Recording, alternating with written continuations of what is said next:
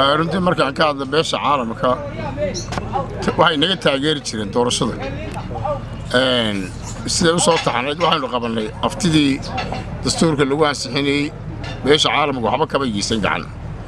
waxaanu qabanay doorashadii dawladda hoose beesha caalamka waxba gacan kaba geysan waxaanu qabanay doorashadii madaxtooyada beesha caalamka waxba gacan kaba geysan intaasoo dhan waynu soo qabanno innagaa wadno Soomaaliland baa waday markii ugu horeysay beesha caalamka qayb qaadatay waxay doorashadii baarlamaanka waxaanu goosanay markaa maadaama soo galay laba doorasho culus diiwaan gelinay aftii dastuurka casoo dhan nagu dhaceen inaan gacan weydiisano European Union iyo dawladaha kale deeqda bixiya marka komishanada saasaanu goosanay waxa tagay anigii Shuur Xaaji Baandare Nairobi aan tagnay waxaan la soo galay heshiis gacan weydiisanay European Union-ka oo wakiilkooda halka joognin beel la yiraahdo British gacan weyn siiyay noo diyaariyay inaan dawladaha deeqda bixiyay sideed dawladooda oo safaaradooda wakiiladooda iyo hay'adaha deeqda bixisay USAID-da oo Sweden GTS Charmarka waxaasna waxay noogu shiriyay safaaradda Sweden halkii baan ka qayb galay codsigaan weydiinay waxay Soomaaliland haddana nahay intaasoo doorasho qabanay habkii dimuqraadiyadda qarashka badan ee bixi jiray ama marka qaadku inqilaab military ku sameyn jirteen daldan ee ku hirgelin jirteen baan anigu soo doonaan wadnaa gacan naga caawiya marka way naga aqbaleen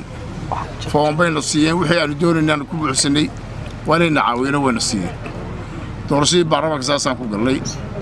marka waxa weeye wixii waan weydiisanay